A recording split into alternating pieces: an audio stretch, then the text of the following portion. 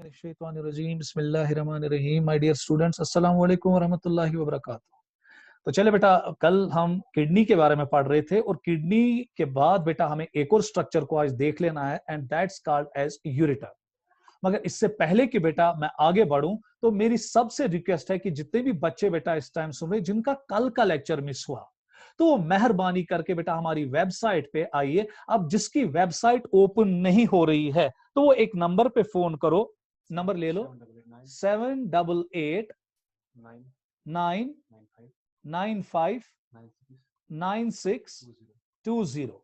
इस पे बेटा आप नंबर फोन कीजिएगा। जिसकी वेबसाइट जो है वो नहीं खुल रही है, वीडियो लेक्चर्स या लेक्चर्स मेरे नहीं खुल रहे हैं, तो मेहरबानी करके इस पे टेक्स्ट करो या फिर फोन करो, ठीक है? तो प्लीज प्लीज प्लीज इसको अच्छी तरह से नोट कीजिएगा। अगर किसी के वेबसाइट पे लेक्चर्स ओपन नहीं हो रहे हैं तो इस बेटा फोन नंबर पे, कहा 9 है दूसरा, यहाँ एक मिनट बेटा मैं नई तरह से लिख रहा हूं, 788-995-9620, ये वाला नंबर है। इस पे आप अच्छी तरह से बेटा नोट कीजिएगा। इस पे आप मैसेज कीजिएगा या इसको बेटा फोन डायरेक्टली कीजिएगा। ये आपको कहेगा कि कैसे आप वेबसाइट को खोलोगे और आपको पुराने लेक्चर्स मिलेंगे। तो चले बेटा अब आज का लेक्चर शुरू करेंगे। तो देखिए बेटा, कल के लेक्चर में हमने अब किडनी के बारे में आपको पढ़ाया था। किडनी के अंदर कंडक्टिंग सिस्टम सारा क्लियर हुआ था कि रिनल पायरामिड्स क्या है, रिनल पैपिली क्या है, उसके बाद बेटा माइनर कैलाइसिस क्या है, मेजर कैलाइसिस क्या है, रिनल पेल्विस क्या है, ये कल मैंने क्लियर किया था। और फिर किडनी के अंदर कॉलम्स ऑफ बर्टनी क्या है वो भी कल क्लियर हुआ था। फिर कल के ही लेक्चर में कहा गया था कि कौन सा पार्ट नेफ्रॉन का कॉर्टेक्स में होता है और कौन सा पार्ट नेफ्रॉन का मिडला में होता है। और फिर कल के ही लेक्चर में बेटा डक्ट्स ऑफ बेलानी के बारे में क्लियर हुआ था और एरिया ऑफ क्रिब्रोसा के बारे में आपको कल के लेक्चर में बोला गया था। तो सारा बेटा मैंने कल क्लियर किया था। अब जिसका कल लेक्चर मिस हुआ तो वो वेबसाइट पे जाना और अच्छी तरह से बेटा उस लेक्चर को आप वहां पे समझ पाएंगे विदाउट एनी प्रॉब्लम। तो चलिए बेटा आज का लेक्चर अब शुरू करेंगे, आपका वक्त ज्यादा जाया नहीं करेंगे। तो आज का लेक्चर अब हम सीधे शुरू करेंगे क्योंकि आज बेटा हमें एक और स्ट्रक्चर की ओर जाना पड़ेगा and that's called as ureter. देखिए बेटा, अगर मैंने आपको पहले ही लेक्चर में कहा कि ये हमारा एक्सक्रीटरी सिस्टम है, तो एक्सक्रीटरी सिस्टम में सबसे पहले बेटा किडनीज आ जाती है। ये 2 किडनीज है आपकी। फिर इन्हीं 2 किडनी से बेटा ट्यूब लाइक स्ट्रक्चर्स उठते हैं and those tube like structures are called as ureters. और ये यूरेटर्स फिर चले जाते हैं बेटा एक बैग लाइक स्ट्रक्चर में and that bag like structure is called as urinary bladder. और फिर यूरिनरी ब्लैडर से एक ट्यूब लाइक स्ट्रक्चर उठता है and that's called as urethra. तो फिलहाल कल के लेक्चर में हमने किडनीज का पोस्टमार्टम किया कि किडनीज का स्ट्रक्चर कैसा होता है, वो हमने कल के लेक्चर में बहुत खूबसूरती के साथ पढ़ा था। तो आज के लेक्चर में अब हम बेटा इसका दूसरा स्ट्रक्चर पढ़ने जा रहे हैं and that's called as ureters. और यही तो वो स्ट्रक्चर्स है जो किडनी से उठते हैं, किडनी के हाइलम से उठते हैं और चले जाते हैं बेटा यूरिनरी ब्लैडर में। और कंटिन्यूसली बेटा यूरिन को, शाबाश, कल मैंने एनिमेशन में भी आपको ये दिखाया था, अगर आपको कल की एनिमेशन याद होगी तो ये कंटिन्यूसली यूरिन को ड्रेन कर देते हैं किडनी के जरिए और शाबाश फिर जमा कर देते हैं किसमें, इन द यूरिनरी ब्लैडर। तो आज के लेक्चर में अब हम देखेंगे कि ये यूरेटर्स कैसे होते हैं, कहां होते हैं और इनमें क्या क्या स्ट्रक्चर है जो हमें याद रखने की जरूरत है। They are pair of fine whitish, इनका कलर बेटा व्हाइटिश होता है। डिस्टेंसिबल होते हैं, जहां पर भी आज के बाद मैं डिस्टेंसिबल का जिक्र करूंगा। डिस्टेंसिबल मींस कि जिनमें प्रॉपर्टी है टू स्ट्रेच, जिनमें स्ट्रेचेबिलिटी की प्रॉपर्टी है, जिनमें बेटा स्ट्रेच होने की ताकत होती है और ये मसल के बने होते हैं। 20 to 30 centimetre in length and their diameter is 3 mm। तो इसका मतलब ये हुआ कि अगर आप यूरेटर्स को स्टडी करने जा रहे हो, ये व्हाइटिश है, डिस्टेंसिबल है, ये स्ट्रेचेबिलिटी दिखाते हैं, इनकी लेंथ 20 to 25 to 30 सेंटीमीटर होती है and their diameter is 3 mm। बहुत आसान, इसमें कोई बेटा रॉकेट साइंस नहीं है। उसके बाद ureter develop from the renal pelvis, renal pelvis से उठता है बिकॉज ये रिनल पेल्विस है, यहां पे 1 और 2, these are the renal pelvis.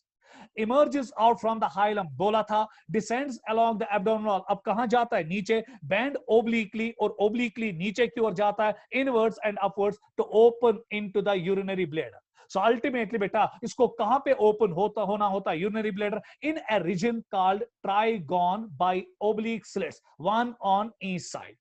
देखिए बेटा, अब यहां पर गौर से देखिएगा, अगर मैं यहां पर यूरिनरी ब्लैडर का स्ट्रक्चर लूंगा, ये बेटा यूरिनरी ब्लैडर, प्लीज बेटा नजर रखिएगा, इस यूरिनरी ब्लैडर में ऐसे एक अंदर से ट्रायंगुलर कैविटी होती है, and that triangular cavity is called as trigon.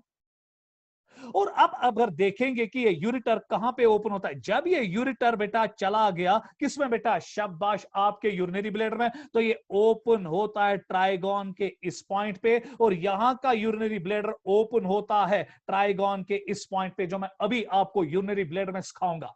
तो इसका मतलब यह हुआ कि अगर आज के बाद आपको कोई कहेगा कि जो बेटा आपका यूरिटर होता है ये यूरिनरी ब्लैडर में कहां पे ओपन हो जाता है, तो गोली की रफ्तार से जवाब आना चाहिए, सर एक ट्रायंगुलर कैविटी के टिप पे, पॉइंट्स पे, अगर मैं मानूंगा एक इक्वेटोरियल ट्रायंगल है ना, इसके इस पॉइंट पे और इस पॉइंट पे ओपन हो जाते हैं बेटा क्या, यूरिटर्स, एक इस साइड से एक इस साइड से। और यूरिटर्स कंटिन्यूसली जब यूरिन लाते हैं तो वो यूरिन बेटा टेम्पोरली जमा हो जाता है इसी ट्रायंगुलर कैविटी में of urinary bladder, and that triangular cavity is called as trigone. So these are the openings of ureter. ये ओपनिंग है यूरिटर की इस साइड से और इस साइड से, और इसी ट्रायंगुलर कैविटी में अब ये यूरिन को कंटिन्यूसली जमा करते रहते हैं। So in short beta, ureters connect kidney with shabash urinary bladder, and shabash beta, they arises from the renal pelvis and goes into the urinary bladder and open at the edges of the triangular cavity in urinary bladder, and that cavity is called a trigon. उसके बाद wall of ureter show peristalsis. देखिए बेटा, peristalsis एक movement होती है, rhythmic movement होती है। आपने सुना होगा कि हमारे इंटेस्टाइन जो है वो जब मूवमेंट करते हैं, contraction relaxation, and those movements are called as peristalsis. इसी तरह बेटा अगर हम यूरिटर्स देखेंगे, इनमें भी कंटिन्यूसली कंट्रैक्शन और रिलैक्सेशन होती है, रिदमिक मूवमेंट्स होती है, और इन्हीं रिदमिक मूवमेंट्स को हम कहते हैं peristalsis. At the rate of 2 to 5 minutes, ये बेटा 1 मिनट में 2 से 5 बार होती है कंट्रैक्शन एंड रिलैक्सेशन। इसी की वजह से जो यूरिन है जब किडनीज में बनता है, फिर इसी पेरिस्टालिटिक मूवमेंट से शाबाश वो बेटा चला जाता है, चलता है यूरिटर में, और फिर जमा होता है in the trigon, in the cavity of the urinary bladder. अब क्वेश्चन ये उठता है कि ये पेरिस्टालिटिक मूवमेंट जो है ये कहां से अराइज होते हैं, कहां से बेटा ये कंट्रैक्टाइल फोर्सेस जनरेट हो जाते हैं। जैसे मैंने हार्ट में कहा था कि हार्ट जो है जब वो पंप करता है तो ब्लड बाहर निकलता है, जिसकी वजह से बेटा दो प्रेशर्स डिजाइन होते हैं, one is called as systole and another is called as diastole. इसी तरह बेटा यहां पर हमें देखना है कि कहां से कंट्रैक्टाइल फोर्सेस जनरेट होते हैं, ये पेरिस्टालिटिक मूवमेंट्स कहां से बेटा किडनी में जनरेट होते हैं। ये बेटा यूरिटर में खुद जनरेट नहीं होते हैं, एक्चुअली दैट डेवलप्स, ये कहां से डेवलप होते हैं, in the region of minor calyx. क्यों? क्योंकि माइनर कैलिक्स के वॉल में खास किस्म की सेल्स होती है, जैसे हमारे हार्ट में होती है, and those are called as pacemaker cells. और यही पेसमेकर सेल्स बेटा पेरिस्टालिटिक मूवमेंट्स जनरेट करते हैं, यही बेटा शब्द जनरेट करते हैं मूवमेंट्स, कंट्रैक्शन एंड रिलैक्सेशन, जिसकी वजह से यूरिन कहां बढ़ता है, आगे। सो अगर मैं यहां पे एक डायग्राम आपके सामने शेयर करूंगा, जरा बेटा गौर से यहां पे नजर रखिएगा, एक डायग्राम आपके सामने शेयर होगी जिससे आपको पता चलेगा कि ये पेरिस्टालिटिक मूवमेंट्स कहां से इनिशिएट हो जाते हैं। जरा गौर से देखिएगा, एक जीआईपी आपके सामने बेटा इनिशिएट यहां पे चल रही है। जो ये पेरिस्टालिटिक मूवमेंट्स है, क्योंकि ये यूरिथ्रा है ना यहां पे, या यूरिटर है ना बेटा, इसी यूरिटर में जो ये व्हाइट लाइन में चल रहा है ये यूरिन चल रहा है ना। अब ये पेरिस्टालिटिक मूवमेंट जो है जिसकी वजह से बेटा यूरिन कहां बढ़ता है, आगे, ये बेटा यहां पे इनिशिएट होते हैं, and those are called as minor calyx. और इसी माइनर कैलिक्स के वॉल में, जहां पर मैं दिखा रहा हूं, आप जूम डायग्राम कर सकते हैं बेटा, रेड सेल्स मैंने दिखाई, and those cells are called as pacemaker sales.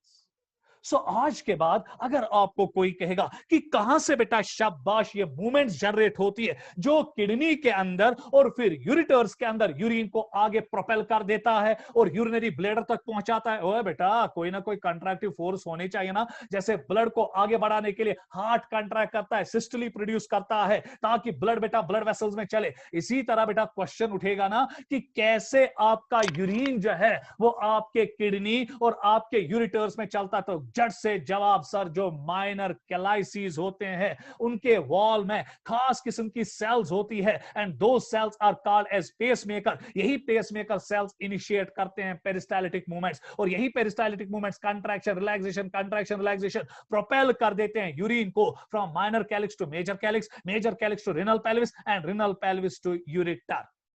तो ये बेटा आपको याद रखना पड़ेगा कि यूरिटर्स में अगर पेरिस्टालिटिक मूवमेंट्स है वो इनिशिएट हुई होती है कहां से बेटा, फ्रॉम माइनर कैलाइसिस, क्योंकि माइनर कैलाइसिस के वॉल्स में खास किस्म की सेल्स होती है, and those cells are called as pacemaker cells. तो चले बेटा आगे की ओर बढ़ेंगे। तो अब बेटा आप आगे नजर रखिएगा, मैं वापस बेटा यूरिटर्स पे आ रहा हूं। तो चले बेटा ये यूरिटर्स में अब आपने याद रखा कि ये बेटा आपका यूरिटर जो है ये शाबाश पेरिस्टालिटिक मूवमेंट्स प्रोड्यूस करता है 2 to 5 टाइम्स पर मिनट, मगर ये जनरेट कहां से हुए होते हैं, माइनर कैलिक्स। उसके बाद internally ureters are lined by transitional epithelium. इस पे बेटा नजर, इस पे नजर, इस पे आपको नजर रखनी पड़ेगी। स्पेलिंग्स को ठीक करो, TRANSITIONAL, ट्रांजिशनल एपिथेलियम। देखिए मैंने कल रिनल पेल्विस जब पढ़ाया था तो मैंने कहा था कि जो रिनल पेल्विस है उसके पास भी एक एपिथेलियम होता है, and that epithelium is called as transitional epithelium. आज के बाद बेटा याद रखना, जिसने कल का लेक्चर नहीं पढ़ा था, आज का लेक्चर अब स्टडी कर रहा है, तो कल का लेक्चर आप जरूरी बेटा वेबसाइट पे देखेंगे। उसके लिए मैंने फोन नंबर भी आपको दिया अगर आपको कोई क्वेरी होगी रिगार्डिंग वेबसाइट। जिसके पास भी आज के बाद आपको मिलेगा ट्रांजिशनल एपिथेलियम, जिस ऑर्गन जिस स्ट्रक्चर में अंदर से कौन सा एपिथेलियम होगा, ट्रांजिशनल एपिथेलियम, उसके पास प्रॉपर्टी होती है डिस्टेंसिबिलिटी टू स्ट्रेच। ये क्या गुना मैंने किया, मैंने लिखवाया था पहले ही पॉइंट में, they are a pair of fine whitish distensible muscular tubes. इनके पास प्रॉपर्टी डिस्टेंसिबिलिटी की है। क्यों? क्योंकि इनके अंदर से लाइन एक एपिथेलियम करता है, and that epithelium is called as transitional epithelium. So ये बेटा आपको यूरिटर के बारे में याद रखना पड़ेगा। जो आपके बेटा एग्जाम में अगर आएगा क्वेश्चन तो आपको यही नोट लिखना पड़ेगा रिगार्डिंग यूरिटर्स। तो चले बेटा अगला स्लाइड, इसका स्क्रीनशॉट लीजिएगा जल्दी। तो चले बेटा अगला पॉइंट इसका नजर। तो चले बेटा ये अगला पॉइंट आपके सामने आ रहा है, प्लीज बेटा नजर रखिएगा। The junction between the renal pelvis of kidney and the ureter is known as ureteropelvic junction।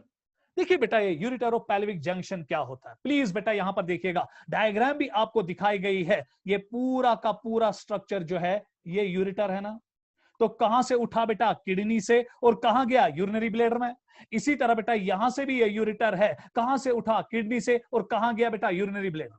आप जरा बेटा गौर से यहां पर देखिएगा, मेहरबानी करके यहां पर देखिएगा, ये किडनी है, ये किडनी में अब फनल शेप्ड स्ट्रक्चर यहां पर है, and this funnel shaped structure is called as renal pelvis. इसी रिनल पेल्विस से बेटा शाबाश अब क्या उठा, यूरिटर।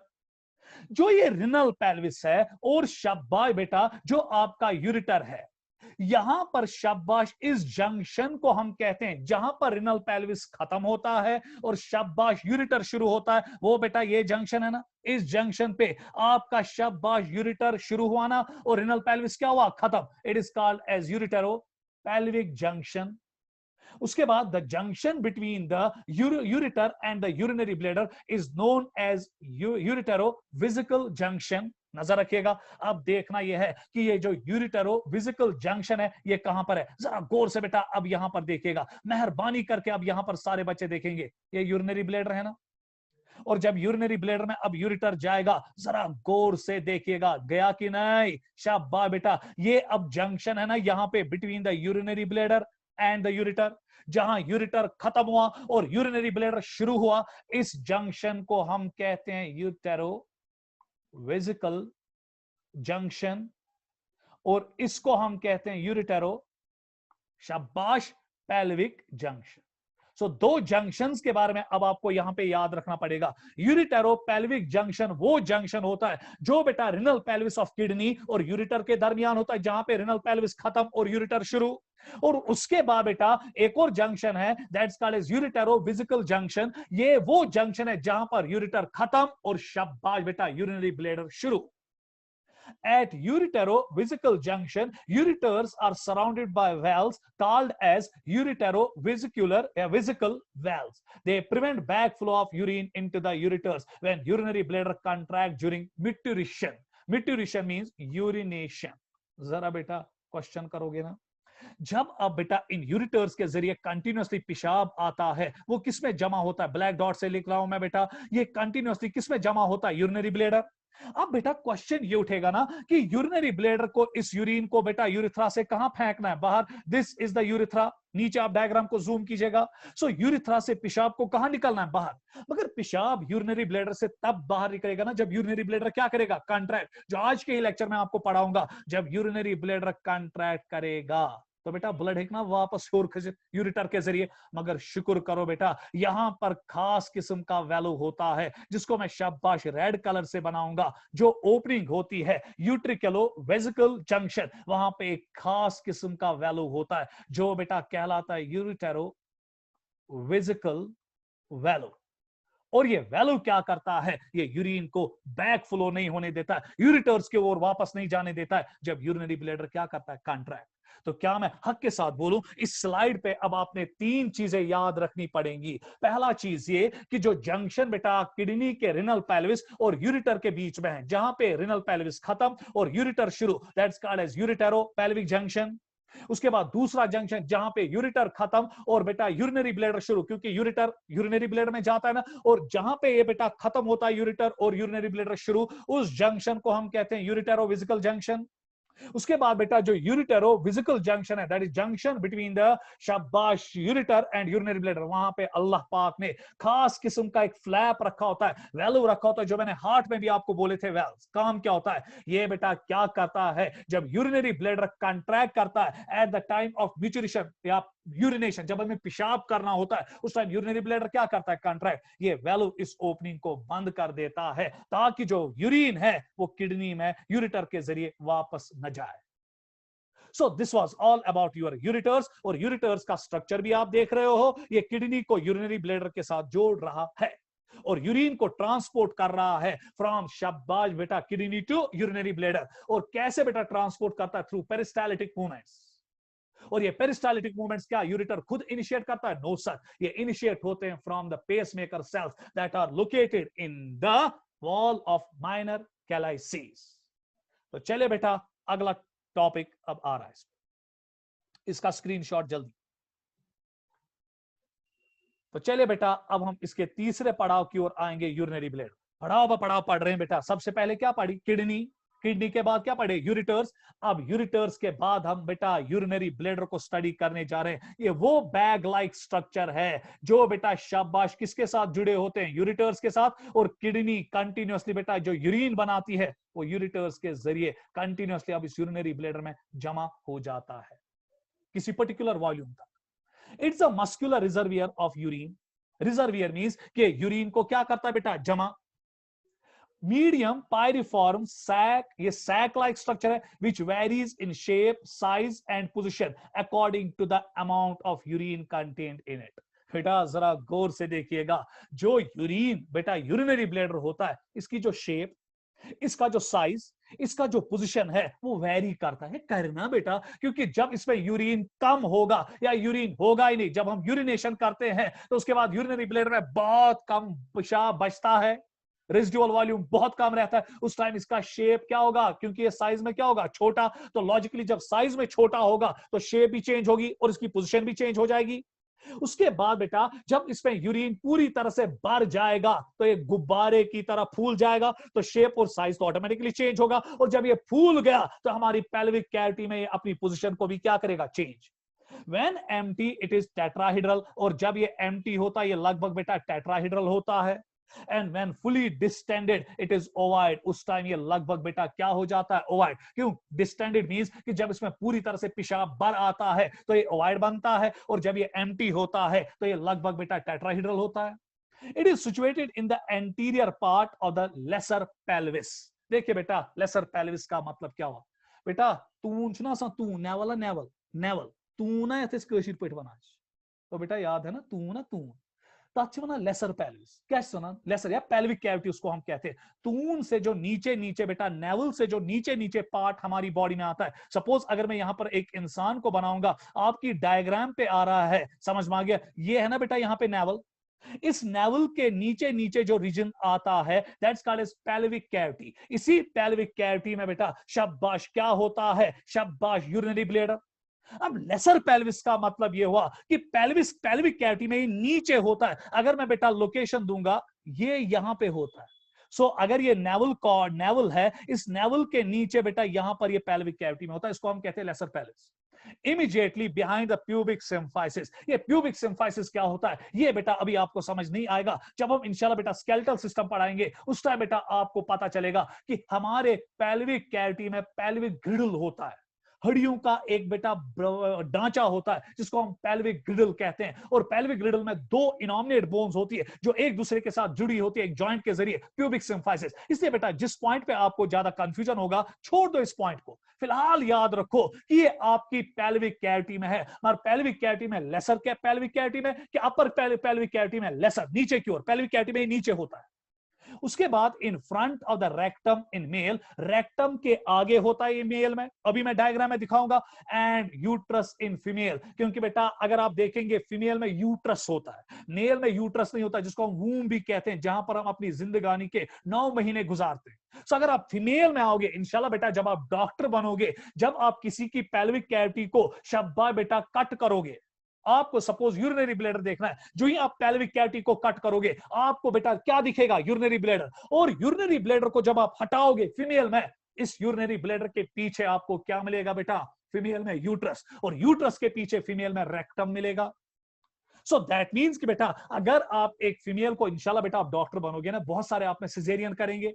जब वो सिजेरियन करेंगे, जब वो बेटा एक सिजेरियन मीन्स कि जब हम बेटा बच्चे की बर्थ करवाते थ्रू ऑपरेशन, तो at that time that operation is called caesarean.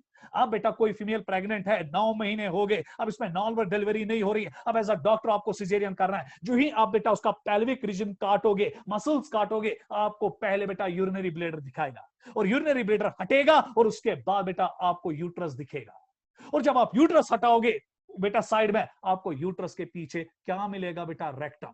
मगर मेल्स में यूट्रस नहीं होता है ना बेटा, इतना कुफर नहीं करना, मेल्स में यूट्रस नहीं होता है, तो लॉजिकली बेटा मेल्स में आपको शाबाश यूरिनरी ब्लैडर के पीछे यूट्रस नहीं रेक्टम दिखेगा।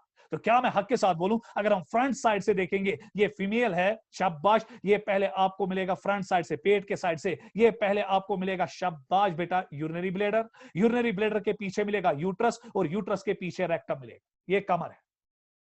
मगर अगर आप मेल में आएंगे, ये मेल का पेट है, तो पेल्विक कैविटी है, पहले आपको मिलेगा यूरिनरी ब्लैडर, और यूरिनरी ब्लैडर के पीछे रेक्टम। तो क्या गुना मैंने किया, मैंने यहां लिखवाया कि it is situated in anterior part of the lesser pelvis, immediately behind the pubic symphysis, क्या है, गोली मारो, and in front of the rectum in male, rectum के आगे, and uterus in female. When the bladder is empty, जब bladder empty होता है, इसमें पेशाब जमा नहीं होता है, सपोज बेटा आपने अभी यूरिनेट किया तो आपका यूरिनरी ब्लैडर एम्प्टी हुआ ना, एट दैट टाइम ये एंटायरली किस पेल्विस में होता है, लेसर पेल्विस में, बन कंशी आसा, तून बन कंशी वारे आसा। But when it becomes distended, जब इसमें पेशाब भर आता है, it expends upwards and forwards into the abdominal cavity. ये कहां की ओर चला जाता है, जरा गौर से देखिएगा, यहां मैं एरो दिखा रहा हूं, जहां मैंने डायग्राम दिखाई है, ये ऊपर की ओर चला जाएगा। वो चला जाएगा ना बेटा, ये पेल्विक कैविटी से ऊपर की ओर चला जाएगा ना, क्योंकि नीचे तो नहीं जा सकता है।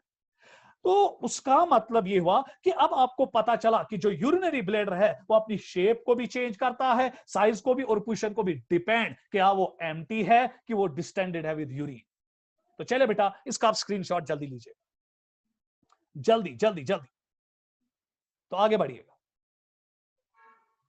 तो चलिए बेटा ये अब लोकेशंस, ये यहां location of urinary bladder in male है, और ये location of urinary bladder in female. ये बेटा पेट साइड से, पेट फ्रंट साइड, ये बैक साइड से, ये किसना है, तो वर्टिब्रल कॉलम, सो ये बैक साइड है बैक साइड है, और ये बेटा फ्रंट साइड है, क्योंकि रीढ़ की हड्डी है, ऑटोमेटिकली बैक साइड। ये स्ट्रक्चर देख रहे हो ना बेटा, ये वाला जिसपे मैं रेड से लिख रहा हूं 1, ये बेटा रेक्टम, और ये स्ट्रक्चर देख रहे हो ना जिसको मैं लिख रहा हूं 2, ये बेटा आपका यूरिनरी ब्लैडर। तो क्या मैं हक के साथ बोलूं, यूरिनरी ब्लैडर के पीछे मेल्स में क्या होता है बेटा, रेक्टम।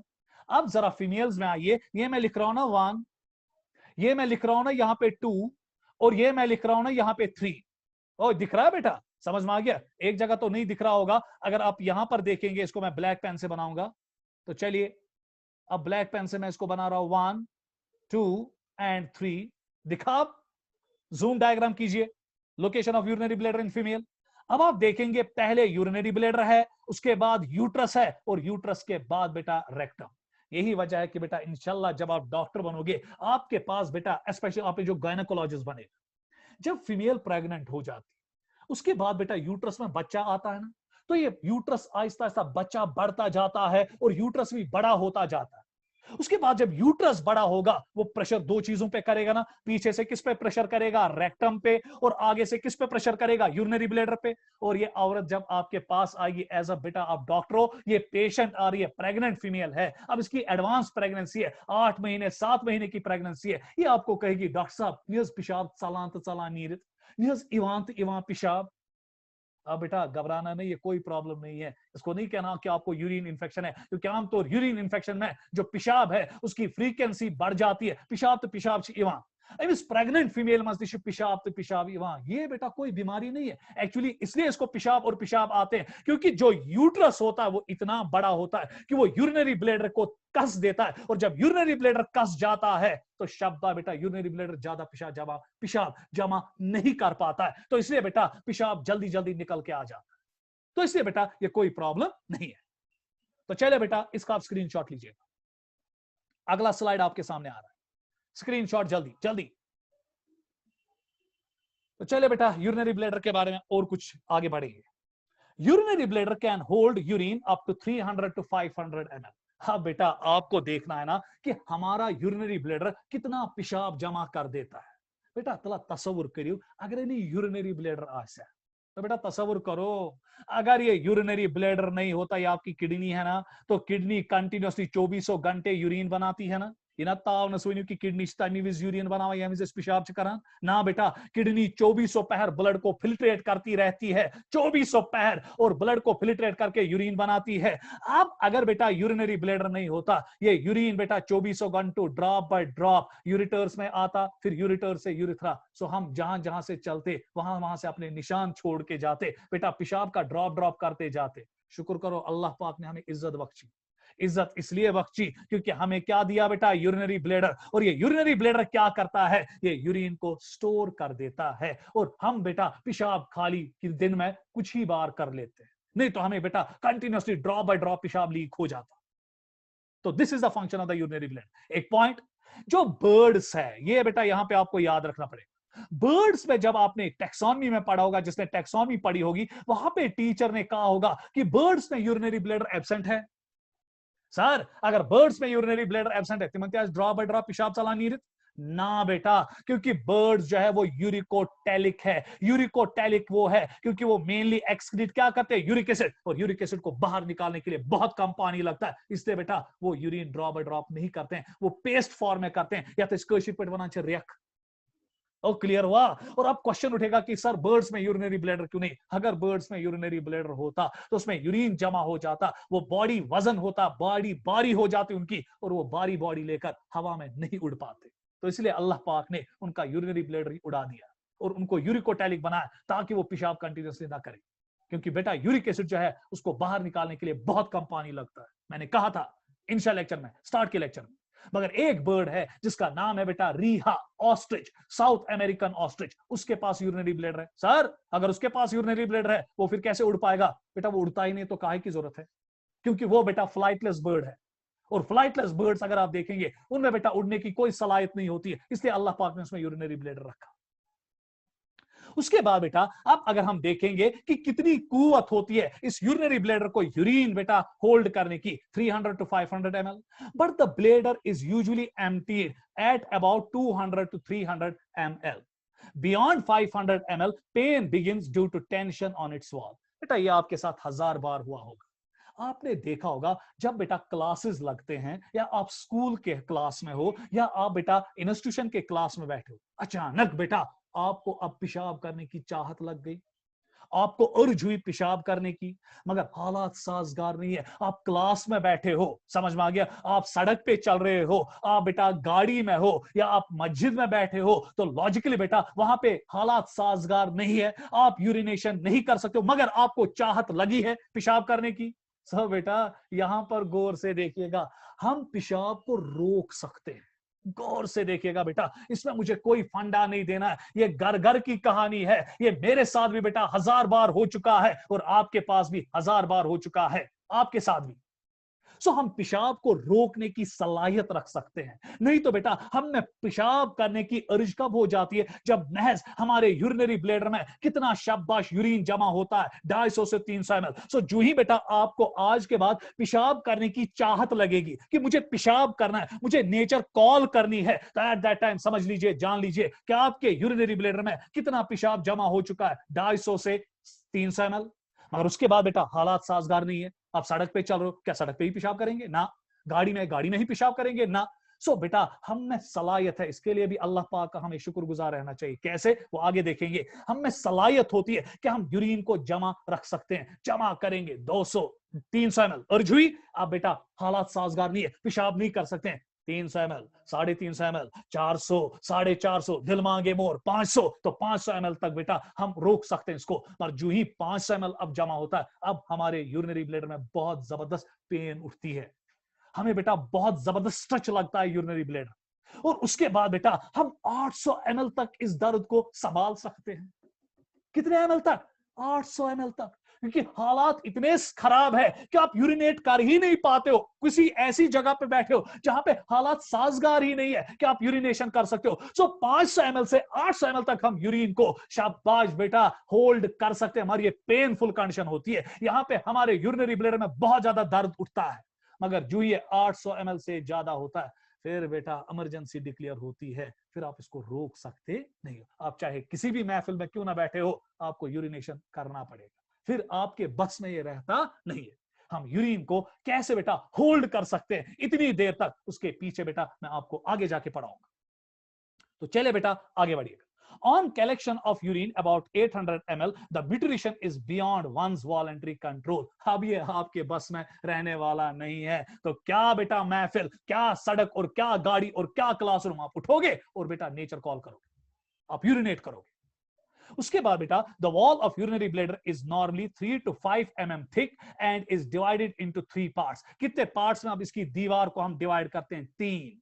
सो अगर बेटा यहां पे यूरिनरी ब्लैडर का वॉल दिखाया जाएगा, ये इनर वॉल है, समझ में आ गया, ये बेटा मिडिल वॉल है, और ये शाबाश आउटर वॉल है। सो एक बेटा यूरिनरी ब्लैडर के वॉल में आपको कितने लेयर्स मिलेंगे? 3।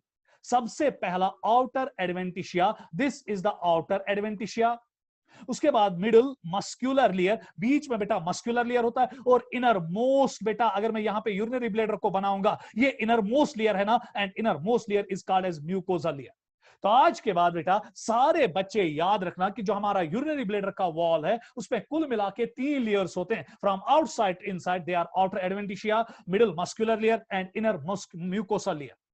मस्कुलर लेयर इज मेड, इस पे नजर रखना बेटा, ये टेक्स्ट बुक में भी लिखा है, inner muscular layer is made up of smooth muscle. मगर मसल का नाम टेक्स्ट बुक ने नहीं लिखा है, कॉल्ड डेट्रूसर मसल और मस्कुलरिस प्रोप्रिया। सो बेटा आज के बाद अगर आपको कोई कहेगा कि जो हमारा बेटा शाबाश यूरिनरी ब्लैडर होता है, उसमें जो मस्कुलर लेयर होती है, उसकी मसल को हम क्या नाम देते हैं, तो आंसर आना चाहिए बेटा डेट्रूसर मसल। और ये स्मूथ मसल है, और आपको पता है बचपन से ही आपने पढ़ा है, smooth muscles are involuntary. Involuntary means they are not under the control of our will. So muscular layer, फिर कैसे हम पेशाब को रोकने में कामयाब होते हैं, वो तो एक मिथ है, वो आगे जाके देखेंगे। Muscular layer is made up of smooth muscle का डेट्रूसर मसल और muscularis propria, it takes part in detrusion और शाबाश बेटा पुशिंग डाउन ऑफ यूरिन। यही मसल जब कंट्रैक्ट करती है, यूरिनरी वॉल के ब्लड वॉल्स का शिकंजा कस देती है, यूरिन यूरेथ्रा से कहां निकलता है? बाहर। Inner mucosa contains transitional epithelium और यूरोथेलियम। और मैंने कहा बेटा यूरिनरी ब्लैडर ना प्रॉपर्टी टू डिसेंड, यह बराबर आसान बेटा, अगर तुम वो ना खुदा बराबर आसान टंगस खोत लकुट टांग ना, टांग लकुट टांग नहीं तुम मद नजर, और जब ये खुल जाता है तो ये छोटा वाटरमेलन जितना बनता है। सो दैट मींस कि बेटा इसमें प्रॉपर्टी है ना स्ट्रेचेबिलिटी की, अगेन क्योंकि इसमें ट्रांजिशनल एपिथेलियम है। सो 3 जगह बेटा अब आपने ट्रांजिशनल एपिथेलियम अभी तक देखा, रेनल पेल्विस के वॉल में अंदर से, यूरिटर्स के वॉल में अंदर से, और यूरिनरी ब्लैडर के वॉल के अंदर से। सो ये बेटा यूरिनरी ब्लैडर का वॉल था, और कितना यूरिन आपका यूरिनरी ब्लैडर शाबाश बेटा शाबाश स्टोर कर सकता है। तो अगला पॉइंट आगे की ओर बढ़िएगा, इसका स्क्रीनशॉट लीजिएगा जल्दी। तो चले बेटा अब आगे की ओर बढ़े, प्लीज बेटा अब नजर रखिएगा। Bladder is divided into 3 parts. अब यहां पे आपको इस डायग्राम में बेटा बहुत चीजें समझनी पड़ेंगी, समझ में आ गया? तो मेहरबानी करके दिमाग बराबर रखो, समझ में आ गया? अच्छी तरह से दिमाग यहां पे रखो कि मैं क्या बोल रहा हूं। Bladder is divided into 3 parts. अब जो ये ब्लेडर है इसको हम 3 पार्ट्स में डिवाइड करते हैं। ऊपर वाला पार्ट यहां पे मैं लिख रहा हूं, ब्लैक पेन से मैं लिख रहा हूं ताकि आपको अच्छी तरह से दिखेगा, दैट इज एपेक्स। बीच वाला पार्ट दैट इज बीच वाला part that is called as body और फंडस, जिसमें यूरिन जमा हो जाता है। और आखिर का हिस्सा जो बेटा शाबाश नैरो पार्ट है दैट इज कॉल्ड एज नेक, इसको हम कहते हैं नेक। तो चलिए बेटा अब गौर से देखिएगा, कितने पार्ट्स है इसमें? 3, एपेक्स, बॉडी एंड नेक। ये बेटा एक यूरिटर है, ये एक यूरिटर है, यूरिटर 1, यूरिटर 2। अब बेटा यहां पे आपको समझना है कि यूरिटर कहां पे ओपन हो जाता है। ये किस नहीं हेरकिन अचा अंदरकिन कपरशी ओपन का। अब यहां नजर रखो, मैं 2 ब्लैक डॉट्स दे रहा हूं, ये एक ब्लैक डॉट है, डायग्राम को जूम करो, डायग्राम जूम करो, और ये दूसरा ब्लैक डॉट है। यही 2 ब्लैक डॉट्स है बेटा ओपनिंग ऑफ, शाबाश बेटा, क्या क्या क्या क्या, ओपनिंग ऑफ यूरिटर्स। और यहीं पे एक वैल्यू होता है जिसको मैंने अभी कहा यूरिटेरो विजिकल वैल्यू। और अगर आप गौर से बेटा इस डायग्राम को मॉनिटर करेंगे, रेड कलर से मैं दिखा रहा हूं, ये बेटा एक ट्रायंगुलर कैविटी है ना, रेड कलर से दिख रही है बेटा, रेड कलर से दिख रही है, अच्छी तरह से देखो, इसी में यूरिन जमा होता है, और इसी कैविटी को हम कहते हैं ट्राइगोन। ये है ट्राइगोन, क्लियर? सो जब यूरिटर से पेशाब आता है वो डायरेक्टली जमा होता है ट्रायंगुलर कैविटी में, दैट्स कॉल्ड ट्राइगोन, क्योंकि इसी में बेटा ओपन होते हैं, शाबाश, एट यूरिटेरो, शाबाश, विजिकल जंक्शन। अब उसके बाद बेटा अगर आप गौर से देखेंगे और आगे की ओर बढ़ेंगे कि body has a triangular region called trigone and has opening of ureters and the mucous membrane present between the 2 urethral orifice is called as Mercier's bar. ये बेटा याद रखना है, ये मर्सियर बार कहां पर है, इसका मैं एक और कलर यहां पर दूंगा ताकि बेटा आपको अच्छी तरह से याद रहे। ये बेटा ग्रीन कलर जो मैं बना रहा हूं, ग्रीन कलर, जूम करो डायग्राम, जूम करो डायग्राम। ये ग्रीन कलर जो मैंने बनाया between the 2 orifices, between the openings of the 2 ureters, this is called as, जो मैं ग्रीन से लिख रहा हूं, this is called as Mercier's bar. ये बेटा यहां पे एपिथेलियम होता है, ये मेम्ब्रेन होता है जो बेटा इन 2 यूरिटर्स के बीच में होता है, और इसी मेम्ब्रेन को हम मर्सियर्स बार कहते हैं। So, आज के बाद अगर आपको कोई कहेगा कि मर्सियर बार हमें किस में मिलता है, आंसर क्या लिखोगे बेटा? Urinary bladder. यूरिनरी ब्लैडर रखे कहां पे? It's the mucous membrane that is present between the 2 urethral orifices. Black pen से मैंने बेटा 2 यूरिथ्रल ओरिफाइसेस बनाए हैं, अगर आपको याद होगा 1 and 2। उसके बाद neck is the narrow and the lowest portion of urinary bladder through which urethra arise. फिर यहीं से बेटा यूरिथ्रा आगे बढ़ता है ना, ये यूरिथ्रा है ना, और ये बेटा क्या है यहां पे? नेक। उसके बाद अगला point, internally neck is guarded by 2 sphincters. आज के बाद बेटा जहां पर भी स्फिंक्टर का जिक्र आएगा, दे आर सर्कुलर मसल्स। क्या है बेटा? Circular muscles. ये बराबर बेटा वेल्स का काम करते हैं, viz internal sphincter and external sphincter. अब मैं यहां पे पेन से दिखा रहा हूं कि कहां पर बेटा ये मसल्स होती है। ये एक यहां पे देखो ना, ये इंटरनल यूरिथ्रल स्फिंक्टर, ये यहां पे अगर आप गौर से देखोगे कि ये मसल यहां पर ऐसे होती, और यहां पर अगर आप देखोगे ये बेटा यहां पे एक्सटर्नल स्फिंक्टर है, यहां पे मसल ऐसे होती, सर्कुलर मसल्स होती। और ये सर्कुलर मसल जब रिलैक्स होते हैं तो यूरिन कहां निकलेगा? बाहर। और जब ये बेटा सर्कुलर मसल्स कॉन्ट्रैक्ट होते हैं, हो गया ना दोनों दरवाजे बंद, इंटरनल स्फिंक्टर का भी और एक्सटर्नल स्फिंक्टर का भी। सो क्या मैं हक के साथ बोलूं, नेक में बेटा 2 दरवाजे होते हैं, यूरिनरी ब्लैडर ऑफ नेक में दो दरवाजे होते हैं, one is called as internal sphincter and another is called as external sphincter. और ये दोनों बने होते हैं बेटा मसल्स के। किसके बने होते हैं? मसल्स के। जब ये मसल्स कॉन्ट्रैक्ट करते हैं तो बेटा दो दरवाजे बंद हो जाते हैं और पेशाब आगे नहीं निकल सकता है। नहीं तो बेटा पेशाब जब जमा होता है यूरिनरी ब्लैडर में, वो निकलेगा ना सीधे यूरेथ्रा से बाहर, नहीं निकलेगा। क्यों? क्योंकि दो दरवाजे होते हैं, in the form of external sphincter, in the form of internal sphincter that are present in the neck of the urinary bladder.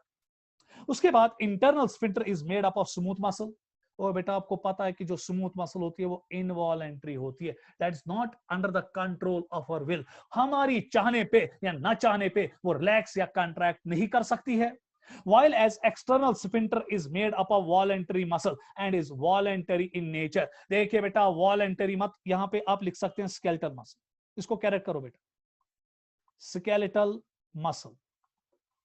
While as external sphincter is made up of skeletal muscle and is voluntary in nature। तो क्या मैं हक के साथ बोलूं, ये दो दरवाजे जो है इनमें मसल जो होती है वो अलग अलग किस्म की होती है। अंदर के दरवाजे का that's called as internal sphincter, उसके दरवाजे स्मूथ मसल्स के बने होते हैं। और जो शाबाश बेटा एक्सटर्नल स्फिंक्टर होता है उसके दरवाजे जो होते हैं वो बने होते हैं किसके बेटा? शाबाश, ये मसल किसकी होती है? स्केलेटल। और आपको पता है skeletal muscles are voluntary, they are under the control of our will. हम जब चाहेंगे उनको कंट्रैक्ट करेंगे और जब चाहेंगे उनको रिलैक्स करेंगे।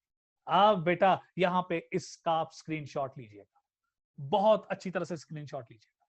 तो चले बेटा नेक्स्ट स्लाइड आने वाला है। प्लीज बेटा अब मिटुलिशिया रिफ्लेक्स है जो बहुत इंपॉर्टेंट है नीट एग्जाम्स के लिए, तो याद यहां पे बराबर रखिएगा क्या मसला है, बराबर नजर रखनी पड़ेगी। तो चले बेटा ये स्लाइड का आप फोटोशॉट इसी पे लीजिएगा, इसी पार्ट पे इसका फोटोशॉट लीजिएगा। अब मैं आगे बढ़ रहा हूं। चलिए बेटा इनर्वेशन ऑफ यूरिनरी ब्लेड, कौन सी नर्व्स अब ब्लेडर को यूरिनरी ब्लेडर को इनर्वेट करती है? जैसे हार्ट पे मैंने बोला था sympathetic system and parasympathetic system, याद आया? सिंपैथेटिक सिस्टम बेटा ऐसे नोड की शाबाश रिदमिस्ट्री को क्या करता था? इंक्रीज। हार्ट की कंट्रैक्शंस को क्या करता था? इंक्रीज। हार्ट बीट क्या करता था? इंक्रीज। कार्डियक आउटपुट क्या करता था? इंक्रीज। इस तरह पैरासिम्पैथेटिक सिस्टम जो था वो बेटा ऐसे नोड की एक्टिविटी को क्या कर देता था? कम। और शाबाश हार्ट बीट को क्या करता था? कम। हार्ट की कंट्रैक्शन को क्या कर देता था? कम। कार्डियक आउटपुट क्या कर देता था? कम। अब बेटा इसी तरह यूरिनरी ब्लेडर तो भी एक ऑर्गन है, इसको भी नर्वस सिस्टम कंट्रोल करेगा और इसको भी बेटा एक नर्वस सिस्टम कंट्रोल करता है and that's called as autonomic nervous system, जिसकी दो ब्रांचेस है सिंपैथेटिक एंड पैरासिम्पैथेटिक। और यहां पर अब देखिएगा parasympathetic system causes contraction of the detrusor muscle. तो क्या मैं हक के साथ बोलूं, जब आप पेशाब करते हो ना बेटा उस टाइम डेट्रूसर मसल क्या करती है? कंट्रैक्ट। अब गौर से देखिएगा बेटा, गौर से यहां पे समझ लीजिएगा, ये बहुत इंपॉर्टेंट कंसेप्ट अब यहां पे बेटा आने वाला है जो आपको बेटा अब समझना पड़ेगा। ये बेटा अब मैंने यहां यूरिनरी ब्लेडर बनाया, ये है ना बेटा यहां पे इंटरनल स्फिंक्टर और ये है ना यहाँ पे एक्सटर्नल स्फिंक्टर स्मूथ मसल्स का, मगर आपको पता है ये बेटा इनवॉलेंटरी है ना। क्यों? क्योंकि इंटरनल स्फिंक्टर बेटा किस मसल का बना हुआ है? स्मूथ मसल का। जूम कीजिए डायग्राम। और ये है ना बेटा आपका शब्बा बेटा एक्सटर्नल स्फिंक्टर, ये किस मसल का बना हुआ है बेटा? स्केलेटल मसल का। और ये है ना वॉलेंटरी।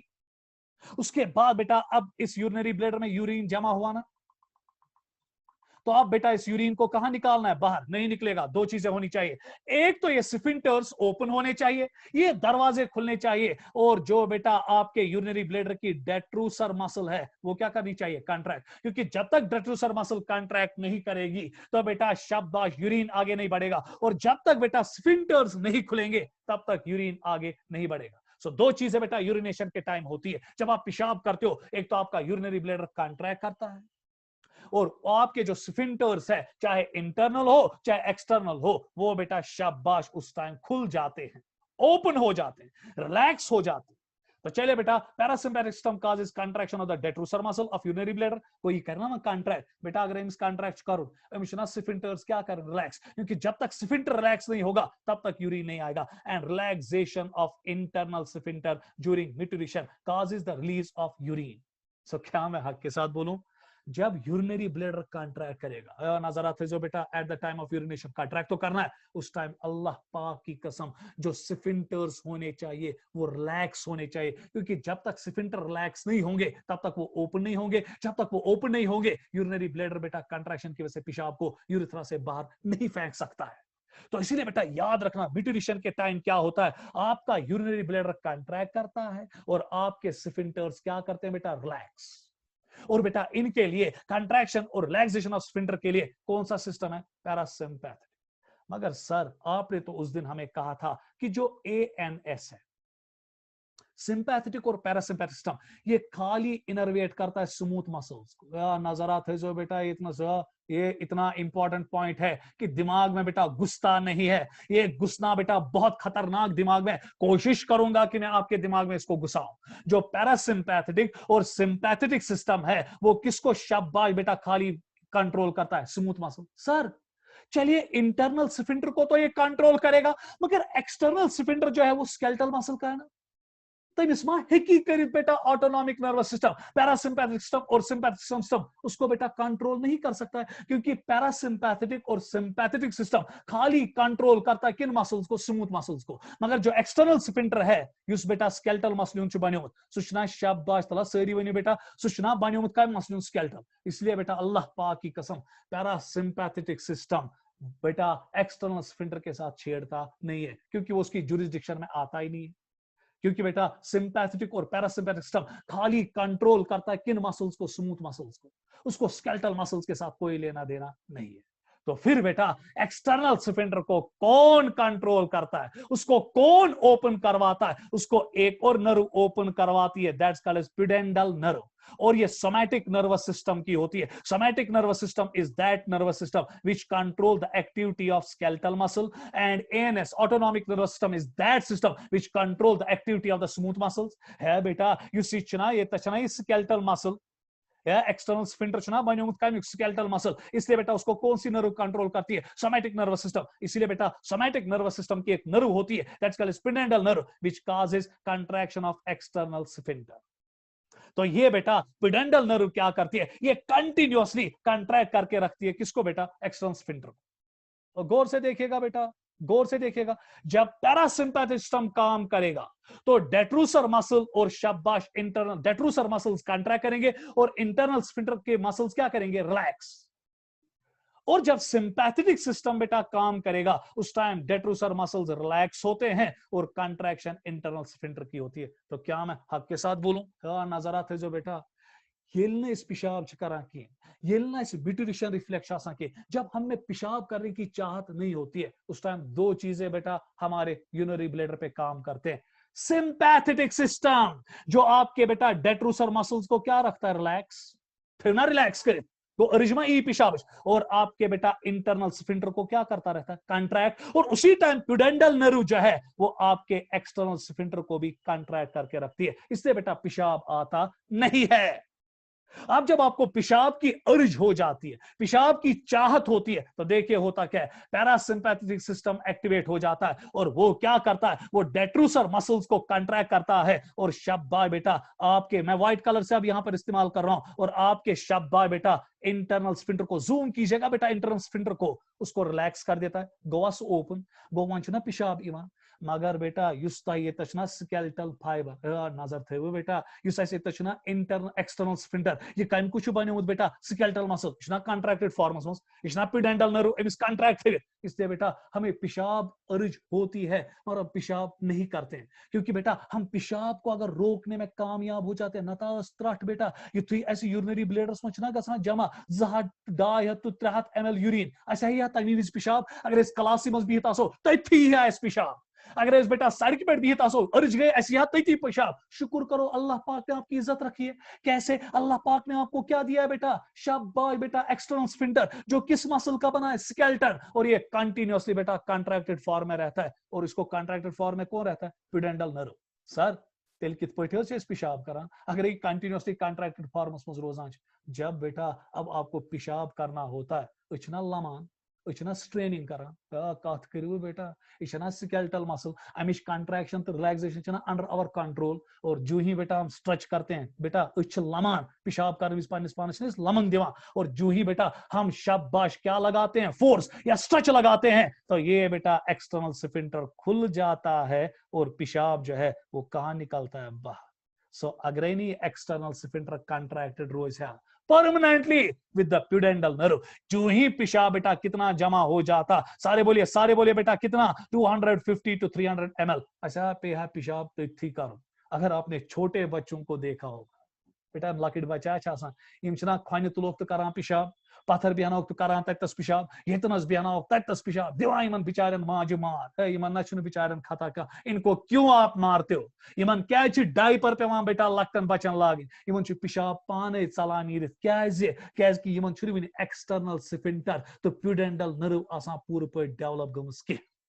और जो एक्सटर्नल स्फिंक्टर और प्यूडेंटल नर्व होती है, ये 4 साल के बाद बेटा बच्चे में डेवलप होती है। इसीलिए बेटा 4 साल तक बच्चे को पेशाब खुद ब खुद निकलता है। जो ही उसमें 250 से 300 ml पेशाब जमा होता है तो खुद ब खुद ब्यूट्रिशन रिफ्लेक्स आता है। अतमाची एक्सटर्नल स्फिंक्टर गो पैरासिम्पैथिक सिस्टम करना बेटा, यूरिनरी ब्लैडर से कॉन्ट्रैक्ट, वे करना इंटरनल स्फिंक्टर से कॉन्ट्रैक्ट, तो पेशाब जट से बाहर निकलेगा, क्योंकि एक्सटर्नल स्फिंक्टर अभी डेवलप नहीं हुआ होता। और कुछ बच्चों में बेटा ये 5 साल के बाद भी, 6 साल के बाद भी, 7 साल के बाद भी डेवलप हो जाता है। तो इससे बेटा इसमें डेवलपमेंट होने में डिफरेंट स्टेजेस लगती है, मगर जनरल अगर हम देखेंगे ये 4 साल के बाद डेवलप होता है। पश्चिम पेशाब चलाम इस बच्चस नीरित किए। तो क्या बेटा आज के बाद जब आप यूरिन करोगे, कौन सा सिस्टम आपको यूरिन करवा रहा है, पैरासिम्पैथेटिक। और जब आपको यूरिन नहीं आ रहा है, आपका यूरिनरी ब्लैडर रिलैक्स्ड है, आपका इंटरनल स्फिंक्टर रिलैक्स्ड है, तो कौन बेटा काम कर रहा है, सिंपैथेटिक। और एक चीज याद रखना, आपका जो एक्सटर्नल स्फिंक्टर जो स्केलेटल मसल का बना होता है, वो हमेशा कॉन्ट्रैक्टेड रहता है with the help of प्यूडेंटल nerve. और ये तभी खुलता है जब आप स्ट्रेच करते हो। इथे पेशाब बहन भी स्ट्रेच करा। क्यों इस्लाम में बेटा हमें बैठ के पेशाब करने का हुक्म आया है, खड़ा होके क्यों नहीं। आमतौर पर पेशाब छिकन पतासन कयाम तुक दमन छिकन पे गुंस, बेटा इसका एक साइंटिफिक रीजन, क्योंकि जब हम बेटा खड़े होकर पेशाब करते हैं तो हम पूरी तरह से स्ट्रेच नहीं कर पाते इस स्फिंक्टर को, तो नतीजन तौर पे यूरिनरी ब्लैडर से पूरा पेशाब बाहर नहीं निकल पाता। और जब हम बैठ के करते हैं तो हम एक्सटर्नल स्फिंक्टर को पूरी तरह से स्ट्रेच कर पाते हैं और उसकी वजह से पूरा पेशाब बाहर निकलता है। सो बेटा ये साइंटिफिक रीजन है, क्योंकि हर किसी चीज का जो इस्लाम में कही गई है, प्रॉफिट सल्लल्लाहु अलैहि वसल्लम के हदीस में कही गई है, बेटा उसका कोई ना कोई साइंटिफिक रीजन है और कोई ना कोई साइंटिफिक लॉजिक्स है। तो बेटा आज हम लेक्चर को यहीं पे रोक रहे हैं और कल के लेक्चर में बेटा हम